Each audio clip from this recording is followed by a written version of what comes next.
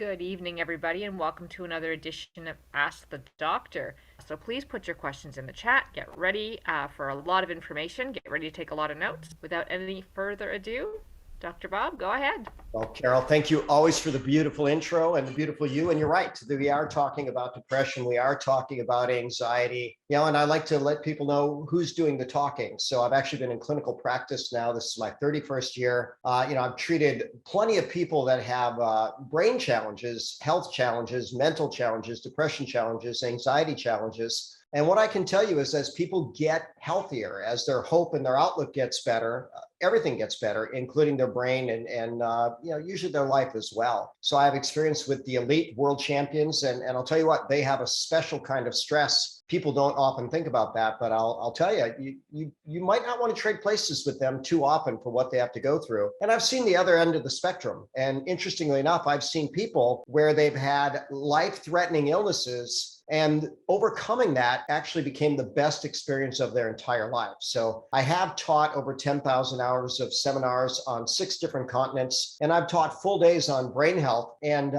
this really tells the story. And it's known as the number one, depression is the number one disability on the entire planet. And notice what it says, it's often fatal. Now, I'm going to suggest that if you don't address it, it probably always will be fatal because you will shorten your life with less than ideal food choices and lifestyle choices trying to self-medicate. If you're watching this, I hope you've never dealt with any bout of depression. I'll say I'm a very happy person, but I went through a horrible period where, my sister was killed and other things happened, and I was depressed for a period of time. Now, and when I was, nothing went my way in terms of health and wellness and lifestyle choices. And then one day I just said, okay, enough's enough. And I made a decision. I was going to get back to fit and healthy and being who I wanted to be and knew I could be. So hopefully a better shift is on the way for whatever shift in your life you need that shift for. When we start looking at the last couple of years in terms of depression, mental health disorders, notice the language, it says, have risen dramatically. And there's 53.2 million extra cases of anxiety and 76.2 million extra cases of depressive disorders. So we have to look at this. And, I think most people that are understanding what's going on is it was really policies that created these problems for so many people around the world. And then you start looking this Christmas tree type demographic. There's a number of different mental health challenges, but it goes from already starting between age 0 to 4, then 5 to 9, then 10 to 14, and then those teen years. But look at the peak between 30 and 34 years of age. And that can be a very, very challenging time of life for people. And then that's where it peaks. And then fewer and fewer people are depressed after that. And one might have to wonder, did we lose some of those people? Did they become less depressed, or did they just, are they not alive anymore? That would be one of the questions. And when you start looking at the demographics, about 2 to 1 female to male in depression, and about 2.1 to 1 female to male in terms of anxiety. And most people that are doing some level of observing will realize that females, as one of my mentors put it, females are infinitely complex, whereas males are very straightforward. And if you take a female brain and put it on a table outside of the body, and take a male brain and put it on a table outside of the body, if you understand neuroanatomy, you can tell the difference between the two brains because they are absolutely that different. The connectivity is that different. Women are much better at task switching.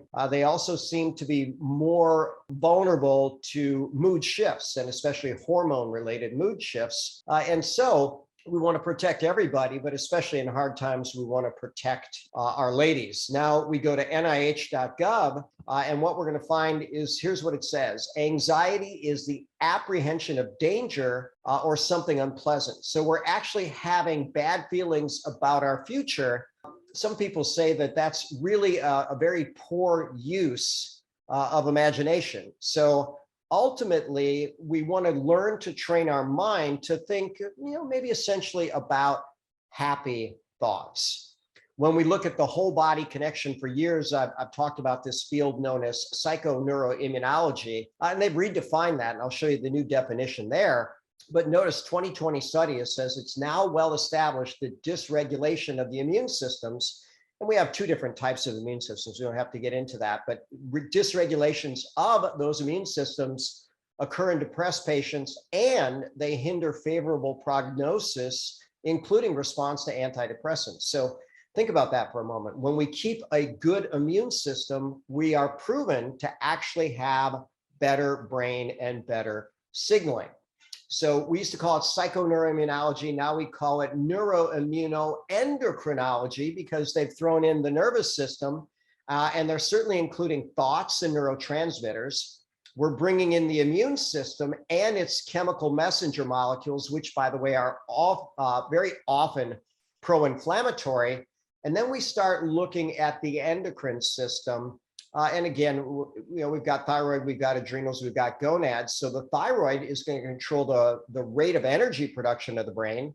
If the brain doesn't have as much energy, it's more likely to be depressed. The adrenals create the stress hormones, and those are a trigger of almost everything negative in the brain and in life. And then when we start looking at the gonads, again, we'll go with the differences between men and women. Women, very dynamic, very rhythmic, very, vulnerable to some of the challenges in our environment. And so, again, a very good reason to keep our ladies low stress, well balanced, well nourished, and hopefully with good purpose within their life. So this was a 2018 study on antidepressants. And these are the facts, and you can look up the PubMed. So 1 in 7.4 patients responded favorably to antidepressants. 1 in 4.8 experienced adverse events. So you're more likely to have a negative than a positive, interestingly enough. And so, when you start looking at that, are these justified? Do they ever work? I did an earlier call today, and there are people that have reported benefits from antidepressants. So I'm certainly in favor of people doing things that work, but ultimately, we don't want our health or our brain health to come in a pill. We want it to come through better choices. So Daniel Amen, The End of Mental Illness is his book, and he's a pro at brain scans and brain lifestyle choices and brain function, but he asks the question, what if mental health and brain health are one and the same? And the emerging evidence is that they're very, very similar. And after 83,000 brain scans, here's what he learned. You can change people's brains. So there's something in neurology called the law of facilitation. And what it says is the more you stimulate a neurologic path, the easier it is to stimulate that path. So if you ever developed a skill, we could take dribbling a basketball or throwing a basketball or maybe playing a guitar. And if you see by my hand gestures, you probably know I don't do that. I'm not skilled in that category. But the more you do something, the more automatic it becomes for you. And that includes our thoughts. So the more thoughts we have, the more automatic they are. And there's definitely something to be said about consciously choosing good thoughts, doing good journaling, filling your environment with as much positive as you possibly can. And while we're talking about environment and lifestyle choices, for years I've taught about the Magnificent Seven, how to eat right, drink right, think right, move right, sleep right, poop right, talk right. And we'll talk about these choices and what science says about how they can be beneficial for our brain. So when it comes to eating right, if you've been on this before, malnutrition, the top cause of death on the planet, it has been for many, many decades. Instead of people not getting enough food, they get food that just doesn't have enough nutrition, especially processed foods. And I think the world is starting to wake up to some of that. But here's a 2019 study, and here's what they suggested. An anti-inflammatory diet can prevent and or reverse depression. So it's wonderful that we're finally seeing that in the medical literature. In natural medicine, we said, hey, you want a good diet. That's going to be the start to feeding your body, your brain, and your spirit. But then take a look. All of these are natural foods. Nothing is processed. There's chocolate there. And yeah, chocolate can be quite good for your brain. Avocados, salmon, good colored berries, greens, good oils, things like that. And what do we see in the bad side? Mostly processed foods. Now they're showing a steak, and I want to qualify that. If you have a grass-fed organic steak, that's health food. But if you have a factory farm steak, they are fed such a pathetic diet and loaded up with so many antibiotics that you're getting meat from a sick animal, and it's 100% pro-inflammatory. So Processed foods, factory farm foods, those are bad for your body and brain and our planet. So when I give my food advice, Jack LaLanne said, if God made it, it's okay. If man made it, stay away. Michael Pollan said, eat food, not too much, mostly plants. And I tweak those things and add my own based on good science. Eat real food, eat clean food, not too much, not too often. Why? Because calorie restriction and intermittent fasting are proven health and longevity and brain strategies. Every color, every day. Why? Because every color has a different nutrient within it. And then in a way that honors your genetics, your physiology, and your body goals, mostly plants. So what I'm going to tell you, if you have an issue with depression or anxiety, throw out all processed foods, period, end of story, and just see what that change does for you. That alone may make a big difference. When it comes to drinking right, our world is 2/3 water, our body's 2/3 water, 2/3 of that water should be inside of our cells. I have analyzed over 10,000 patients with hydration status from something called bioimpedance analysis. And very, very simply, most people are dehydrated. And it's not like 51%, we're in the 90th percentile. And when you look at that, are they going to die from dehydration? No, but they don't have enough water in their body. And more specifically, they don't have enough water in their cells. And the brain is the most hydrated organ in our bodies. So dehydration certainly can resemble dementia. And the brain is one of the first things affected because it is 77% water. And even a 1% drop in water has an impact on performance. How do most people get their water? Well, probably not the best sources, but if you had good, clean water, and then I like to call it coffee with benefits, but reishi infused coffee and teas, Ganoderma infused, we'll get to later how that's hugely impactful on brain health. But very, very simply, this is a great way to nourish, hydrate, de-stress, and detoxify the body with a simple change of habit.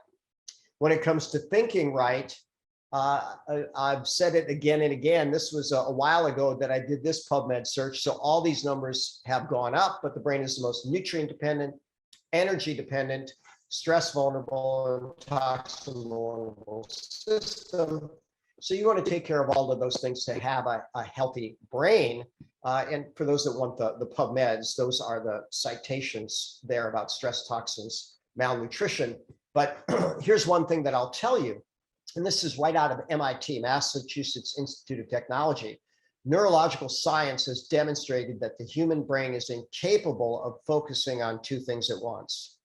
So I'll ask this question. If you focus on a happy thought, can you focus on anything else? And the answer is no. Now, we might want to train our focus, but ultimately, there's plenty of really high-level clinical psychologists that want to get people more focused on what they want rather than what they don't want, more focused on their positive future than their negative past.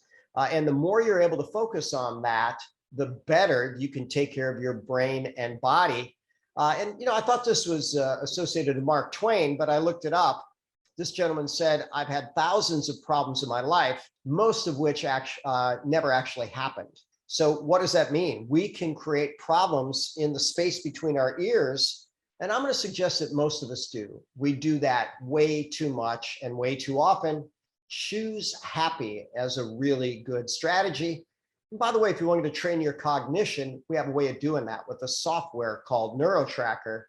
This was previously available only in high-level clinics at $100 a session, but you can get unlimited yearly use for a single user for $300 a year. When it comes to moving right, we know that life is motion. So therefore, if you move better, you will live better. So this was a phenomenal study, and this data came right out of Harvard. They took people that had depression and they put them into three groups. Everybody was proven to have depression. One group got Zoloft, one group got exercise, the third group got Zoloft and exercise. The only group that was better after 6 months was the exercise only group, and they continued to improve as time went on. So here's a fascinating thing. Initially in their study, they said that the antidepressant worked.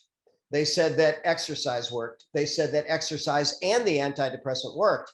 But here's what we know. 6 months later, the antidepressants weren't working anymore. The exercise with antidepressants, there were now negative effects from the antidepressants, but those that exercised exclusively were much, much, much better at 6 months. When we start looking at inflammation, it's pretty fascinating. If you over-exercise or are over-intoxicated, I'll get into this now, we are now strongly suggesting that controlling inflammation in the body is one of the major factors to regulate depression. And sleep is considered by many to be the body's most powerful anti-inflammatory. So my mentors say a great day starts the night before. I absolutely agree. Anders Ericsson in his book Peak said the best of the best sleep 8.6 hours a night.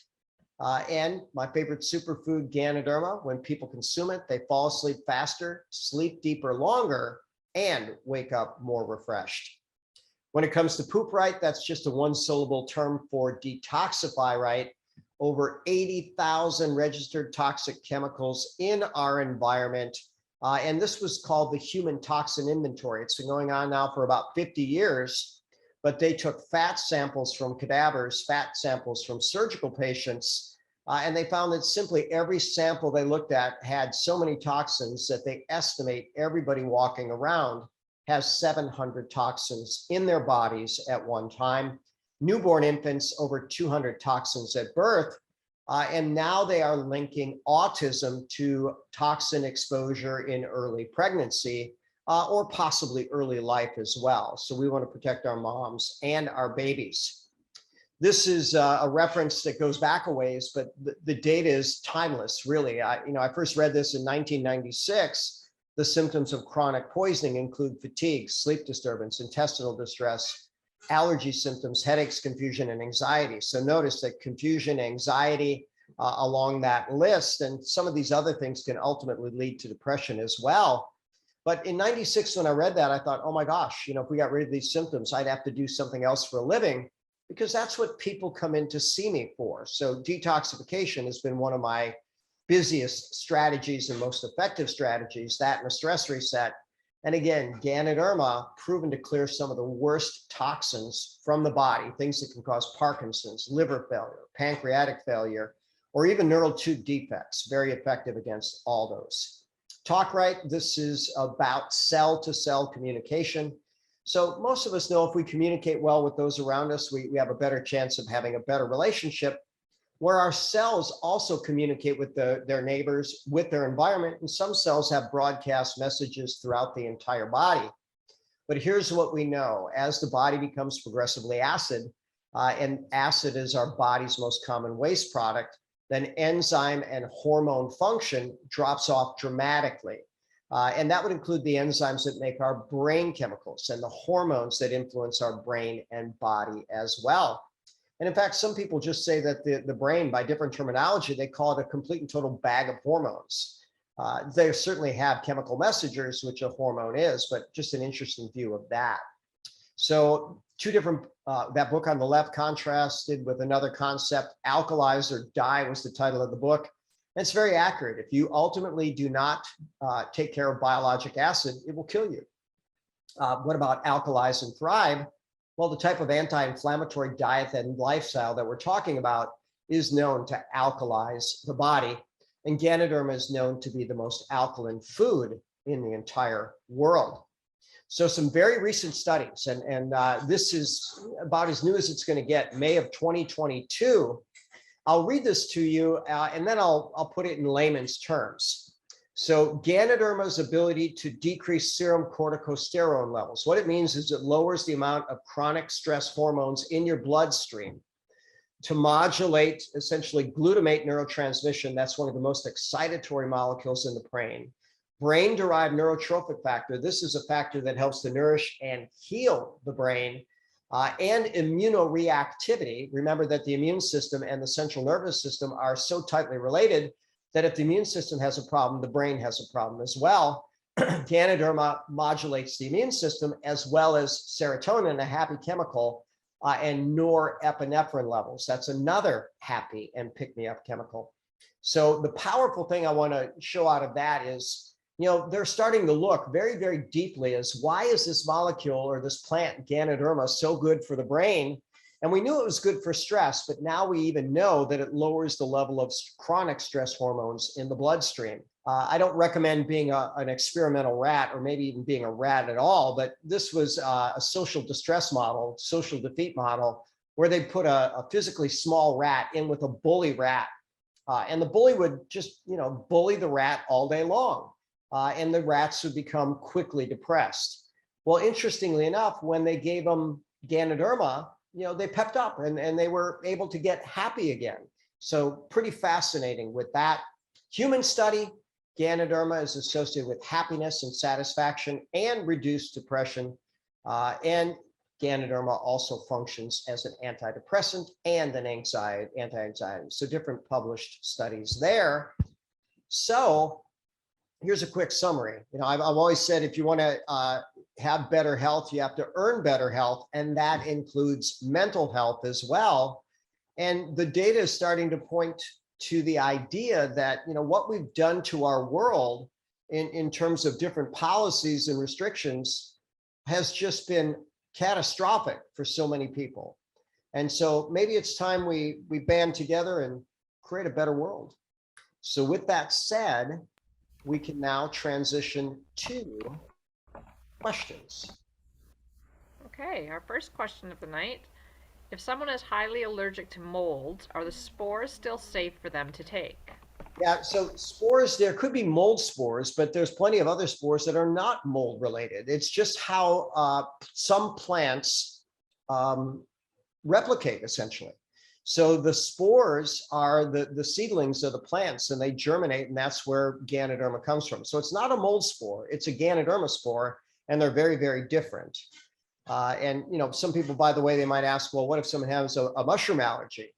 Well, there's over 50,000 mushrooms. And the way I answer that question is, well, if someone has a milk allergy, we want to know what milk they're allergic to. Is it cow milk, goat's milk, sheep milk, human milk? Which one? And being allergic to one is not being allergic to all. And that certainly is true of mushrooms as well. Is it safe for everyone to take? I am on meds for bipolar. No known drug interaction, no known toxicity. So the answer is, yeah, there's not a single government around the world that puts a warning label on that. So you're in good shape for that. Perfect. Claudio, you good to go? Of course, always. Love the invaluable information. This is awesome. Great topic. Mycelium. Can you maybe just touch on how it actually calms with the GABA, depression, and anxiety, please? Sure. It's not just mycelium. So mycelium will do it. The Ganoderma lucidum will do it. The spores will do it as well, but specifically GABA. So when we look at our brain, it has two categories of if we made very broad categories of chemicals. There's pick-me-up chemicals and there's calm-me-down chemicals. So GABA is the calming and the soothing and the one that makes you relaxed and at peace and one with the world, if you want to say it that way. And so what we know is that each of the components of Ganoderma are natural GABA facilitators. So they mimic GABA within the system. There's even a PubMed study, and I could access it with relative ease, but it shows that Ganoderma has the same calming effect as a prescription dose of Valium. Pretty powerful there, but how does it do it? I don't know. God put that capacity within the plant, and it's in all parts of the plant. Now, you may have specifically asked about mycelium, because a classical herbologist would say when something looks similar to something in nature, it often mimics that function. So the mycelium is the neural network of the entire earth. And you know what? Through mycelium, communication happens across the entire globe, which is so fascinating. But so there's plenty of people that are classically trained that would say, look, use mycelium exclusively for the brain. What I can tell you is they all have benefit. If you try each one, some people are going to say, you know what, the mycelium, that's my choice. Some might say, nah, the spores, that's my choice. And others say, no, Ganoderma lucidum is what does it for me. So pretty fascinating, but they all can potentially have GABA benefit. Oh, by the way, Claudio, and serotonin benefit, and dopamine benefit, and acetylcholine benefit. Acetylcholine memory, dopamine could be focus, extreme joy, or even fine motor control. and serotonin's about happiness. Nobody explains it better. One of my friend's grandson dealing with asthma and possibly allergies and on puffers. If you can just touch on how we can help this little human out, that would be absolutely awesome, naturally and organically. Please, thank you. We go right to PubMed, and what it says, and in this very clear language, Ganoderma dilates airways by more mechanisms than prescription inhalers. So when you start talking about these prescription inhalers, like with all drugs, there are things called tolerance and there's things called withdrawal. And the more you use the inhaler, the more you need to use it, and the harder it is to get away from it. And in time, you move yourself closer to a crisis that could be very, very dangerous, where you may want to have an EpiPen handy. So when we actually change the airways and dilate them, and usually we're talking about asthma, but asthma is known to be a silent inflammatory condition of the airways. And Ganoderma modulates the inflammatory process, by over a dozen proven mechanisms. And so you start looking at that, no downside, huge upside. And then if we wanted to go specifically to the lungs, the red tea, which has cordyceps in it, cordyceps has more lung and more airway benefits. And that's always my go-to for people that have airway challenges. Are there any studies for people who have anger/attitude issues and Ganoderma? Not that I've seen, and I'd have to try to figure out how to look at that. So there's studies on mood. We can talk about both these things in order. So, the study of anger, at least the wisdom of anger, goes back thousands of years. It goes back to Aristotle. And he said, look, anger is a perfectly good tool when used in the right amount, for the right reason, and then it can, create positive change for all. But it's when it goes on too long or for trivial reasons and things like that, that it gets us into trouble. And so, I think right now, my favorite strategy, and maybe it took me 57 plus years to learn this, I'd rather walk away from a circumstance than stew in anger about it, or even let it push my buttons more. It's like, okay, it's time to go for a walk, or whatever your quiet space is, whatever your beach is. When we start looking at attitude, this is very, very fascinating. And the book that I'm really enjoying for the second time is called Plato's Lemonade Stand by philosopher Tom Morris. And when he starts talking about attitudes, he says most of our attitudes are on autopilot, and most of us are not aware of our attitudes most of the time. So there are people that, they come across profoundly negative or skeptical, and they may not even realize it. But here's what he says within that book. We can get control of our attitudes. We can change our attitudes. And the number one way to do that is by creating a positive environment and essentially connecting with people that have the types of attitudes and outlook that we want. And Ed Milet had a really good podcast, or he has one of the most successful business podcasts ever. He's in the Fortune list of the 50th people under 50 richest. But he'll talk about environment, and he says, your environment's going to be your thermostat. And he used the temperature control. He says, if you usually run around 75 degrees, but you hang out with 5 people that run at 150 degrees, just by proximity, you're going to heat up. And so if you're spending time with people that have a very positive attitude, positive outlook, you're going to be okay. The opposite end, you're going to go in the opposite direction. Now, Peter Sage, who was a former Tony Robbins trainer, he has a TED Talk. And he says, let me tell you about news. Don't watch it. All it is, it's not news, it's bad news. And it's designed to hijack your brain chemistry. And I'm happy to see that CNN has its lowest ratings ever. I wonder if they'll survive. I actually hope they don't, because constant negative news isn't good for anybody. But I like what Peter Sage said. He says, what's happening in the world? The same things that were always happening in the world. But he says, let me give you a different analogy. Let's go to the Amazon forest. And what's happening in the Amazon forest at night? Everything. So if we shine our flashlight over here, we see a snake eating a rat. That might not be pleasant. We might want to go away from that. But then we shine our light over here and we see a hummingbird being born. Where do you want to shine your light? What do you want to focus on? Neurology proves we cannot focus on two things at once. So I'll go back to Agbandino when he talks about love. He says, and most of all, I will love myself, for when I do, I will zealously inspect all things that I allow to enter my mind, my heart, my soul, and my body.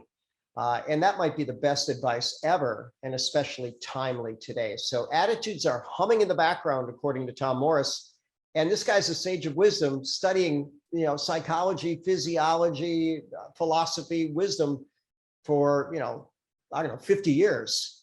And I think his statement's accurate now that I've read through it a few times. Okay. Is it better to take prebiotics or probiotics, and how often? Well, there are specifically designed prebiotics to feed the bugs in your gut. But what I tell people is probably everything we eat is a prebiotic. We're going to expose our bugs to it. So we want to eat really good, high quality foods. So if you're eating high quality fruits and vegetables, and that's what, the fiber is what these bugs are going to feed on, then there probably wouldn't be a need to supplement with additional prebiotics. Now, probiotics, whole different circumstance. They definitely make my list of essential nutrients, because we're all exposed to more, I'll call them antibiotics, or things against life, herbicides, insecticides, fungicides. And, they've now done stool cultures for decades. And especially in the Western world, we've got some of the sickest stool you could ever imagine. And why is it so sick? Because we don't put anything good in our bodies. And then they compare it to areas where they're living off the land and off the grid, and their stool could be used as fertilizer.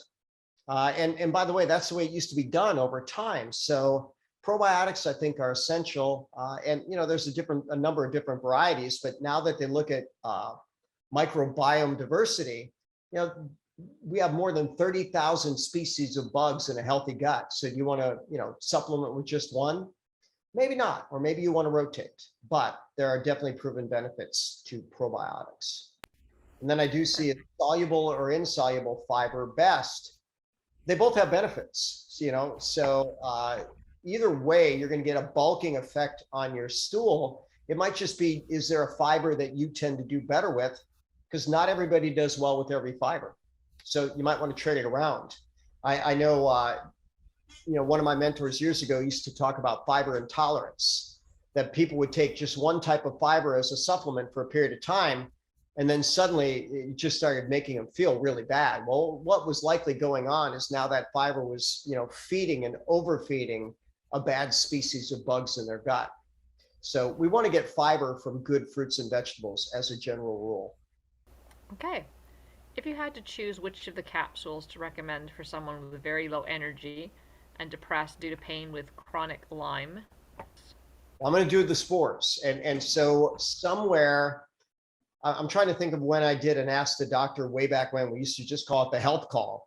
But someone asked me to research limes, and limes is a parasite. It's a spirochete, and its name is called Borrelia burgdorferi.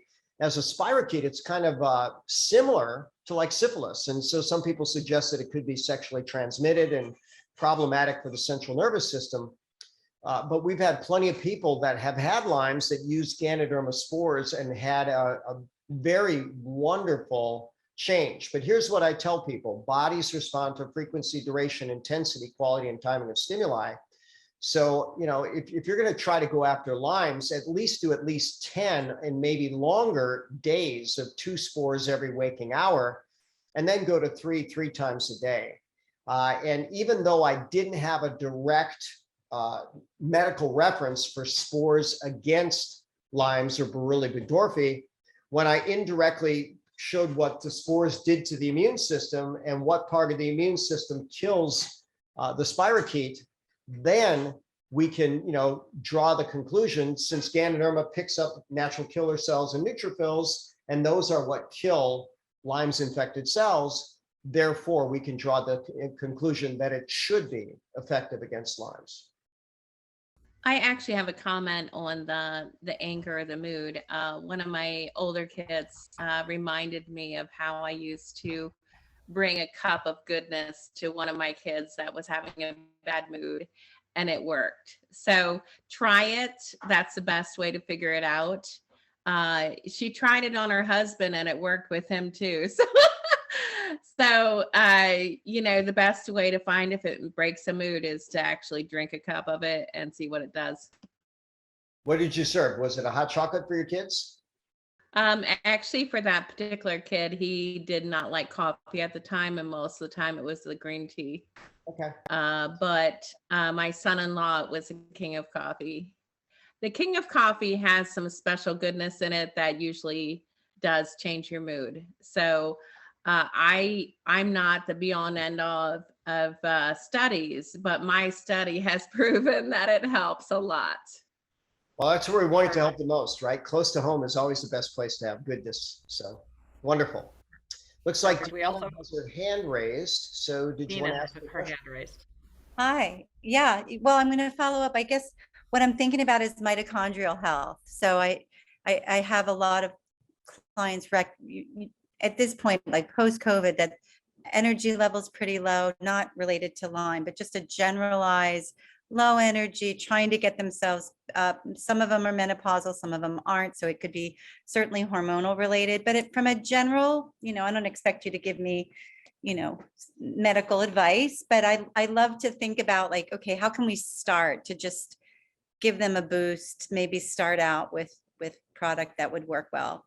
Well, I'm glad you mentioned mitochondria. And so mitochondria make 94.4% of human energy. That's where fat burning occurs. There's 20 plus steps in mitochondrial electron transport, and each one is nutrient dependent. So we need to have good nutrient status. And by the way, acid alkaline has an impact there. But I gave a health talk last night, and here's one of the exact quotes that I gave from the medical literature. Ganoderma increases mitochondrial electron transport complexes. So it makes mitochondrial energy more efficient.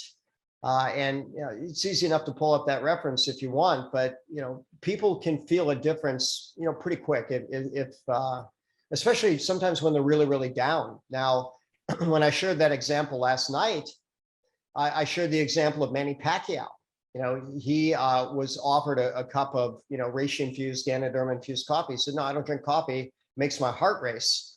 And the person talked him into trying this one. And he was very cautious as he drank it.